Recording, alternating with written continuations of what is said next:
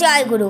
পরম প্রেমময় শ্রী ঠাকুরের রাতুল চরণে আমার শতকোটি প্রণাম এবং আপনাদের প্রত্যেকের আমার আনন্দিত জয়গুরু। আজকের আলোচনার বিষয় হলো এক গুরু ভাই রাগ করে ইষ্টভীতি করা ছেড়ে দিলেন। কি হলো তারপর জানতে ভিডিওটি শেষ পর্যন্ত দেখুন। কলকাতার টালিগঞ্জের অধিবাসী ছিলেন শ্রীযুক্ত সুরজিৎ দাস। তিনি পরমদয়াল শ্রী ঠাকুরের দীক্ষা নেন 2006 সালে।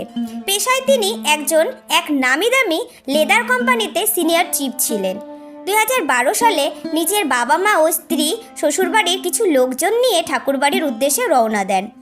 তৎকালীন সময়ে আশ্রমে থাকা এবং প্রসাদ নেওয়ার জন্য অর্ঘ্য প্রস্তুতির প্রয়োজন ছিল, কিন্তু তখন সুরজিৎ দাসের আত্মীয় স্বজন কেউ দীক্ষিত ছিলেন না, তাই আশ্রমে তাদের প্রসাদ গ্রহণ করা হলো না। সুরজিৎ দাসের তখন অনেক অভিমান হয় আশ্রমের এই ব্যবস্থার ওপর। এরপর তিনি বাড়িতে এসে ইষ্টভীতি করা ছেড়ে দেন। যেহেতু তিনি উচ্চপদের অফিসার, জীবনে কোনো অভাব নেই, তাই জীবনে গুরুর গুরুত্ব তার বোঝা হয়নি।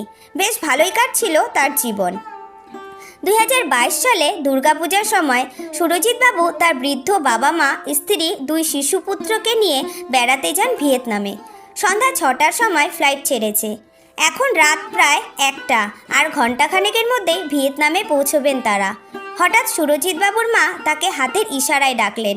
কাছে গিয়ে তিনি দেখতে পেলেন তার বাবার শরীর প্রচণ্ড খারাপ। এই কথা শুনে ছুটে এলেন ডাক্তার বিমান সেবিকার দল। অনেক চিকিৎসা করার পরেও কোনো লাভ হচ্ছে না। কিছুক্ষণ পর জ্ঞান ফিরতে উনি দেখলেন বাবা ছেলেকে চিনতে পারছেন না। ভিয়েতনামে হো চি মিন শহরে এসে একটি হোটেলে আশ্রয় নেন তারা। তখন সুরজিৎবাবুর বাবার 103 জ্বর। ওষুধ, জলপট্টি কিছুতেই কাজ হচ্ছে না। বাবার পরে এবার সুরজিৎবাবুর 10 বছরের ছেলেরও প্রচণ্ড সর্দি কাশি। সবাই ততদিনে ভেবে নিয়েছে কোভিড হয়েছে, তাই দূরত্ব বজায় রাখছেন সবাই। তারপর সুরজিৎবাবুর স্ত্রী ও ছোট ছেলের জ্বর এলো। এদিকে 1 সপ্তাহের ট্যুর প্রায় শেষ হয়ে এলো। 2 ছেলের কোভিড নেগেটিভ এলে তবে ভারত সরকার ওনাদের দেশে ফিরতে অনুমতি দেবেন। সুরজিৎবাবু, ওনার মা ছাড়া সবাই জ্বর সর্দি কাশিতে আক্রান্ত। ফেরার আগের দিন 2 ছেলেকে নিয়ে গেলেন হাসপাতালে, আর সেদিন রাতে ফ্লাইটে ভারতে আসা। যদি রিপোর্ট পজিটিভ আসে তাহলে অর্থের সমস্যা, কেননা 14 দিন কোয়ারেন্টাইনে থাকতে হবে। অত টাকা তখন ছিল না সুরজিৎবাবুর কাছে। হঠাৎ সুরজিৎবাবুর মনে পড়ল উনার তো গুরু আছেন, কিন্তু ছেড়ে দিয়েছেন বীজ নাম, মনে পড়ছে না।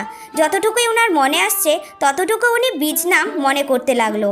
ঠাকুর কখনোই আমাদের দূরে সরিয়ে দেননি। তিনি সবাইকে ভালোবাসেন, আপনজন মনে করেন, কিন্তু আমরা কি আপনজন বলে ভাব? পরমদয়াল শ্রী ঠাকুর একটি বাণীতে বললেন, ঈশ্বর তোর বাসেন রে ভালো, স্বার্থ তাতে কি, তুই ভালো না বাসলে তারে সবই ছায়ে ঘি।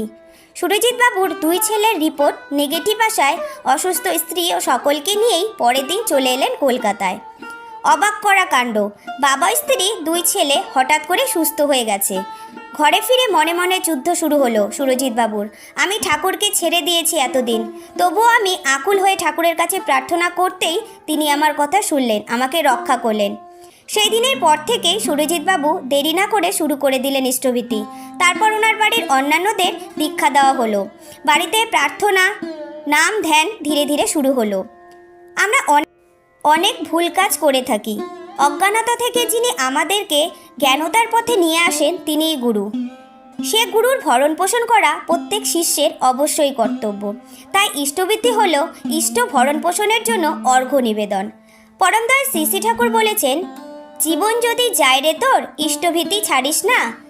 ধর্ম অর্থ কাম মূর্খের, ওই নিশানা ভুলিস না। জয় গুরু। এই বলে আমি আমার আলোচনাটি এখানেই শেষ করছি।